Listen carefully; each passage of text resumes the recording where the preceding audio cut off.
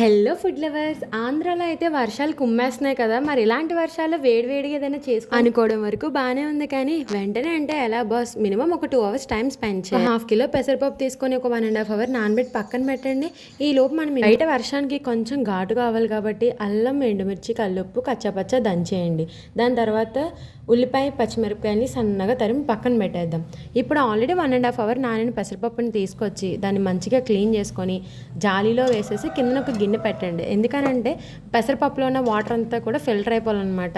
ఎంత బాగా ఫిల్టర్ పట్టుకున్నప్పుడు వాటర్ అనేది మన చేతికి తాకూడదు. అంత బాగా ఫిల్టర్ అయితేనే నూనె పీల్చకుండా మనకి తినేటప్పుడు బాగుంటాయి అన్నమాట. ఇప్పుడు ఈ పెసరపప్పుని తీసుకెళ్ళి గ్రైండ్ చేసేద్దాం. మరీ మెత్తగా కాదు, కొంచెం కచ్చా పచ్చాగా అన్నమాట.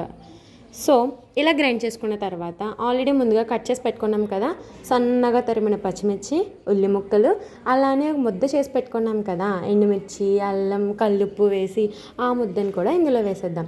ఇలా 3 వేసేసుకున్న తర్వాత పిండి అంతటికి పట్టే విధంగా మొత్తం బాగా కలిపేసుకోండి. మధ్యలో ఒకసారి కొంచెం టేస్ట్ చూసి సాల్ట్ సరిపోకపోతే మీ టేస్ట్కి తగ్గట్టు కొంచెం సాల్ట్ యాడ్ చేసి ఇదిలా ఉండగా పక్కనే స్టవ్ ఆన్ చేసి ప్యాన్ పెట్టుకొని అందులో ఆయిల్ వేసి అది బాగా హీట్ ఎక్కిన తర్వాత కొంచెం కొంచెం పిండిని తీసుకొని గారెల్లా వేసుకున్నాం అనుకోండి, అవి చక్కగా అటు ఇటు తిప్పుకుంటూ మంచిగా వేగిన తర్వాత సర్వ్ చేసుకొని అలా వర్షం పడుతూ ఉంటే బాల్కనీలో ఒక చైర్ వేసుకొని హాహా ఎంత బాగుంది అని ఆస్వాదిస్తూ తింటే ఎలా ఉంటుంది చెప్పండి? సూపర్ కదా.